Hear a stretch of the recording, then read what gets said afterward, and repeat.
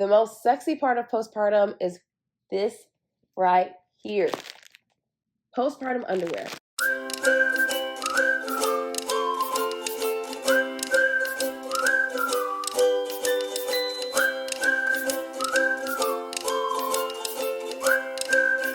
If you are new to this channel, my name is Chanel. I am a birth doula, virtual doula, childbirth educator, and lactation educator.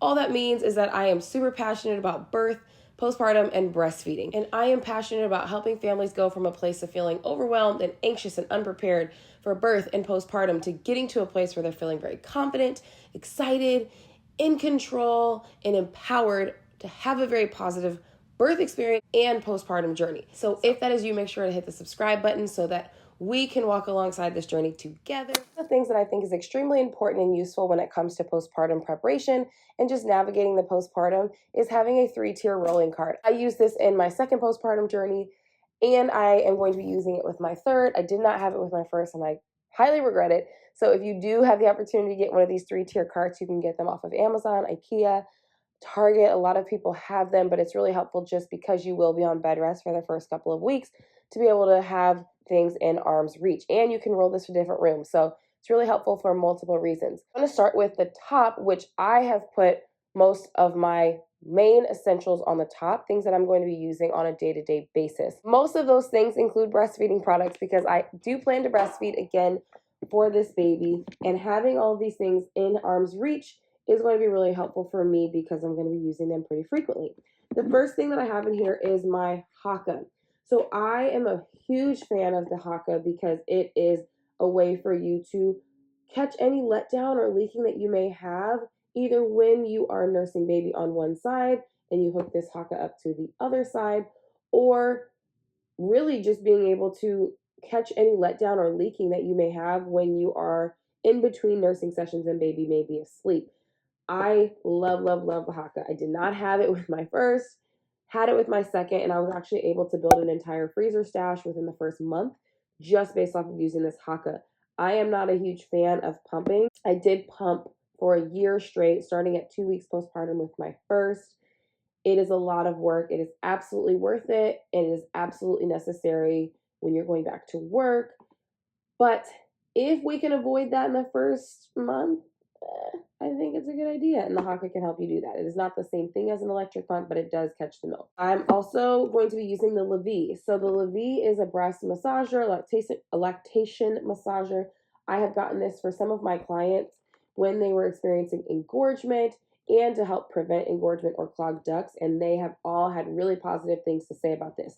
This will be my first time using it, because in the past I've just used my hands, which you can obviously do that too. And I believe it also has a heat feature on it as well, because sometimes heat can help milk flow a little bit better. The next thing that I have are these 3-in-1 therapy packs. It is helpful if you're having pain in your breast, if you're swelling, if you're engorged, because it does help to relieve those ducts and can help prevent mastitis. So this will be the first time that I use this.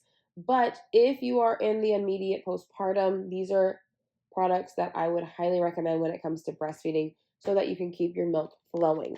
The next product that I have in here is the Silverette cups. These are a life changer. Again, I have not used them personally because I learned about them after my second birth, but they are really to help prevent sore, cracked, or bleeding nipples. So in between your nursing sessions, you'll just stick them on your nipples inside of your bra, and it does have healing properties from the nickel that it is made out of. A lot of the clients that I have recommended to get this have really loved it, so that's something that you can definitely look into. And then here is just a gift that I got with some lavender soap, lavender lotion, lavender spray.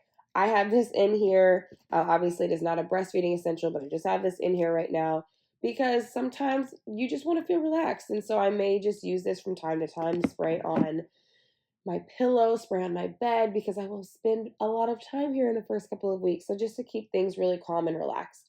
The next thing that I have in here are breast pads, and that is so that when you are leaking, you are not ruining your clothes, because we will leak as our body tries to go through this regulation period of how much milk does our baby actually need. That's very normal.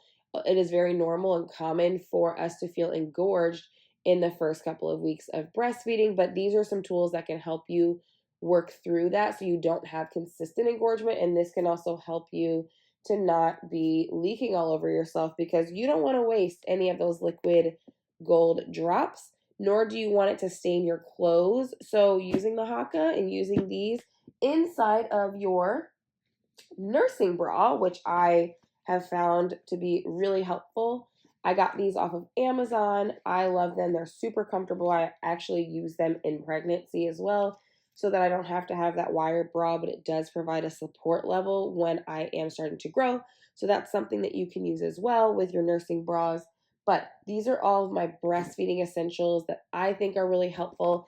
In addition to breastfeeding essentials, one of the things that I think you all should have is some sort of nursing pillow. This is the Snuggle Me Organic pillow. This will be the first time that I use this. I've used the Boppy in the past, which I still have and will still use in another room of our house probably, so I don't have to lug things around. But this is really helpful because not only does it give you a level of support, but it also allows you to potentially be hands-free when you're nursing, and you start to really get comfortable with that. On the second level here are my less used items, but still something that I'm probably going to be accessing pretty frequently throughout my days. So the first thing is swaddling. I'm a big believer that swaddling is going to be a lifesaver for babies, because it does help them feel safe and secure, since they have been in this fetal position for 9 months. And being able to stay close and secure to themselves is also really helpful and soothing for them. So I have a few different swaddle options. I have the Velcro swaddle option. This is Aiden and Anais. I think that's how you say it. I'm not really sure. But it's really helpful for people who don't want to actually swaddle to the body with a Muslim swaddle cloth. My husband used these a lot. There's also zip-up swaddles that you can use. But I prefer the Muslim swaddle cloth, which I've just folded and put in these little bins here, because I will be using these frequently. So this could be just a light blanket that you use if baby needs some sort of covering, or you can actually use this to swaddle, which is what it's meant for. And I like this because you can do a bunch of different swaddling techniques with it. It's also very light and breathable, so baby's not going to get too hot. And it also is going to grow with them. So as you're swaddling your baby, you're swaddling to your baby's size and body every day. Whereas this one is a little bit more standard, and you're not going to have as close of a or tight of a swaddle or secure grip for baby as you would with the Muslim swaddle cloths. But of course, it shouldn't be super tight. You don't want your baby to have any sort of hip dysfunction or anything from you swaddling them too tightly, but it is helpful to make sure that it is secure enough to where the baby feels secure. The other thing that's on this second level here is pacifiers. My son, which is my oldest, he did use pacifiers pretty early on, and my daughter, who was born during the pandemic, did not actually like pacifiers because I was her pacifier. So I have a few of my favorite pacifiers that worked for my son and that my daughter likes to at least chew on now. So we're gonna try them out with baby, see if he wants to do it. I have no preference one way or the other. I always just encourage my clients to not introduce a pacifier or a bottle before breastfeeding is established. Okay, so at whatever point that is for you and you feel comfortable with that, go for it. For us, it's going to probably be around 3 weeks. So the pacifiers that I have in here are the Philips Avent pacifiers. These are the ones that my son used and really loved. He also liked the MAM pacifiers. Both of these have different shapes of a nipple. So some babies like different things. So we're going to try them both out. I also got the Bibs pacifiers, which are my favorite. I think that they're really cute. They also have a different sort of shape of the nipple. This is the one that my daughter chews on, so I'll say it's her favorite. But she never actually really used it as a pacifier. And then we have just like this cute pacifier clip. So we shall see if he decides to warm up to them, but they're there just in case. The next thing that I have in here are our cloth diapers. We will be cloth diapering this time around for the majority of the time, or at least we are planning to. This is our first time. We have nothing against disposable diapers, but I wanted to be able to cut down on space, cut down on things that I actually have to store in my home, and hopefully use something that's a little bit cleaner for baby. So most of these are pocket diapers. I do have an all-in-one diaper that we're going to try out as well. I've gotten a lot of different reviews, and helpful tips from y'all. So thank you for sharing them. But we're going to go through this journey and we'll probably use disposables in the evenings, overnight, or when we're traveling. So I will keep y'all updated on how this goes, but these are going to be something that we obviously will need to access pretty frequently. And then this is the wet bag, which is where you would put all of the dirty diapers as baby wets them. So we're gonna test this out and see how it goes. But I am very excited about it because I think that it will really be helpful for our family, and just cutting down the amount of things that we have to think about on a day-to-day basis. On the bottom shelf here, we have receiving blankets and burp cloths. Those are things that I didn't really use a lot of with my daughter this last time around, but I did use a lot of with my son because we were out. He did a lot more spitting up. My daughter didn't really do a lot of spitting up. So I put them on the bottom shelf because I'm most likely going to be needing them frequently, either to change a diaper on, to wipe something up with, or to have him burp on me if he does have a little bit more spit up than my daughter did. Now, what are the essentials that I'm using for my own healing process? First thing that I have here are my padsicles. So these are actually reusable padsicles. You can make them yourself with pads, which I will also do because obviously there's only 2 here. But what you'll do is you will put these in the freezer. These are like little gel pads that you have, and then you'll put them in one of these little covers, and you can just easily rest this on top of your pad.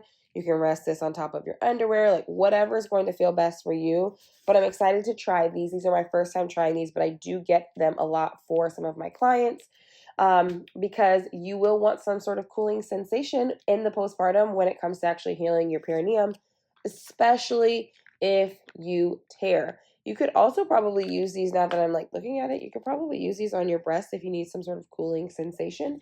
But either way, this is going to be one of the things that I'm using in the postpartum for perennial healing. The other thing that I'm going to be using for perennial healing is this spray. This is the Earth Mama Herbal Perennial Spray. You will spray this on your pad, on your Depends, whatever it is that you're using, to help bring some sort of relief, because sometimes it can be irritating down there. You've just pushed a whole baby out of your body, and whether you tore or not, this spray that includes witch hazel, lavender, fruit extract, flower oil, peppermint oil, all those things are very soothing and healing for the body. So you can do this. You can also make your own if you want to. The ingredients are very simple. There's a lot of recipes online, so check that out as well if you don't want to buy a brand already, or if you want to just have some extra on hand, because it is obviously more affordable to make it on your own.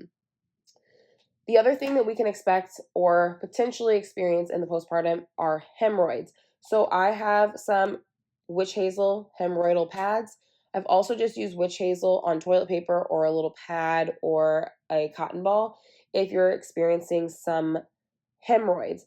This is a lifesaver.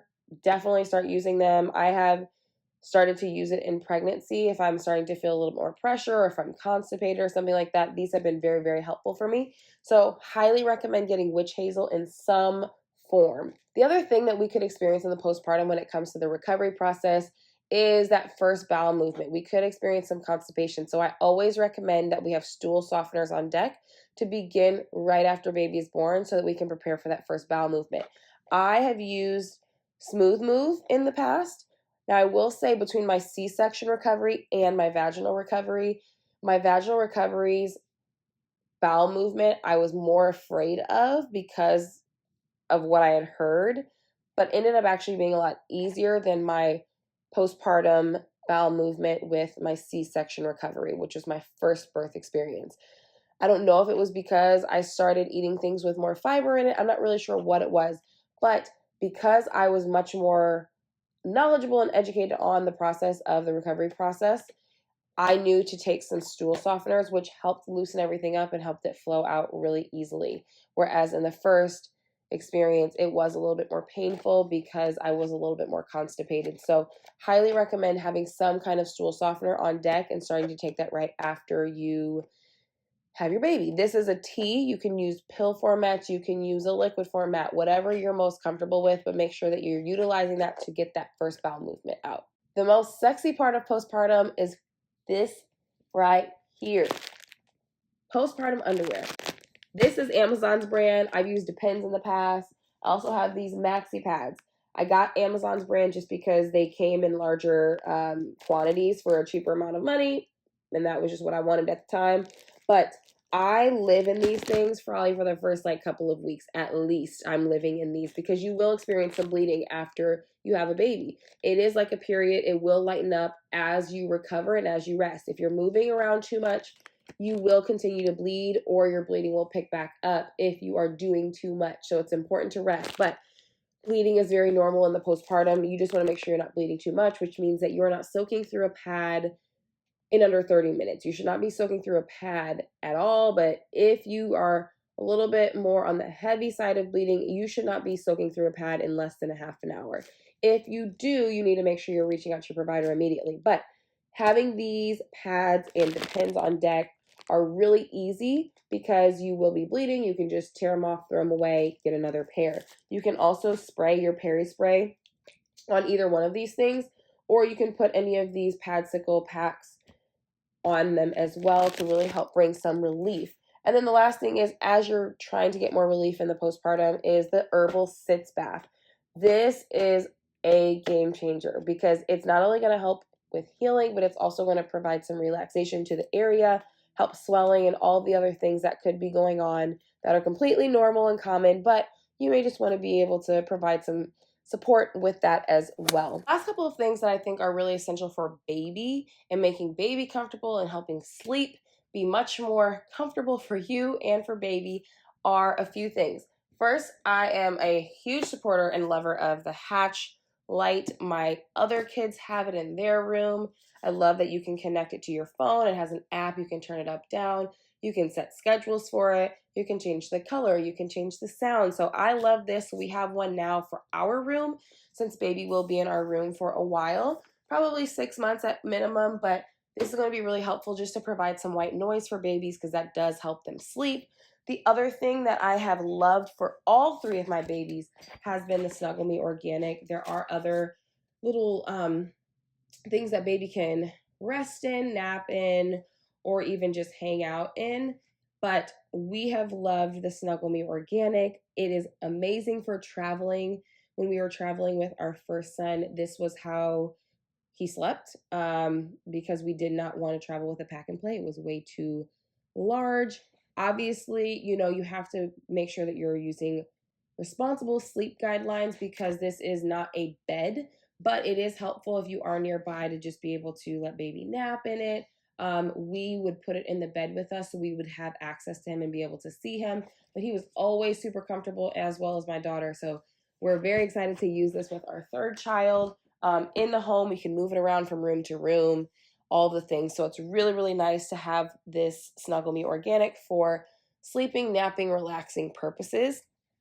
A humidifier is also really helpful because sometimes babies can get congested, especially here in the state of Texas. Our weather is all over the place. I don't know if baby may have allergies. My other two children have allergies. So having a humidifier around is just really helpful to kind of keep things clear, keep things flowing in baby's body so that we don't have to deal with any icky or unnecessary colds or sicknesses or illnesses that baby may be experiencing. And then last but not least, have a little basket because this cart can be a little bit large to be going from room to room, especially because you may not need all of this just to go to the living room. So if you can get one of these little baskets or some sort of carrier to go from room to room that has the basic essentials like the wipes and the diapers and any little thing that you can just pick up and put in here to easily take from room to room, I have found this to be extremely helpful. And I know it's not like a huge or surprising product, but I think that if you can have this on hand or just have a few of these around your house with your basic needs and essentials for baby, you will save yourself a lot of time from trying to carry things from room to room, especially if you're going up and down stairs. So definitely make sure that you get one of these baskets. There are a ton on Amazon. I also have one on our changing table. So they're going to come in handy for us just so that we have everything we need in the rooms that I'll be spending a lot of time in. That is how I'm preparing for postpartum. That was a lot. But I'm trying to give you all the information. I'm trying to give you all the goodies that I am using to prepare for postpartum so that we can set our family up for success. If you found this video helpful, make sure to hit the thumbs up button so that I know. I'm also interested to know, what are you most excited about when it comes to postpartum? What are you most nervous about when it comes to postpartum? Drop that in the comments below so I can talk to you guys, so I can engage with you. I want to know if there's a way that I can support you. If you are still struggling, which is completely normal, if you're still struggling and you desire to have some level of education and support to not just have the product ideas, but also know how to really prepare from a very holistic perspective to make sure you and your family are prepared not only for birth, but to thrive in the postpartum. I do have an online childbirth education class and support called Work Your Birth. It is a program where I help families go from this place of feeling overwhelmed and anxious to confident and empowered to have a very positive birth and postpartum experience. If that is you, make sure to book a call with me. I have included that link in the description below. We will talk about it. Let's talk about if this is for you. Let's talk about how we can support you to getting to where you want to go. So I look forward to talking to you. Again, thank y'all for watching this video. Thank you for being a part of this community, and I will see you on the next video.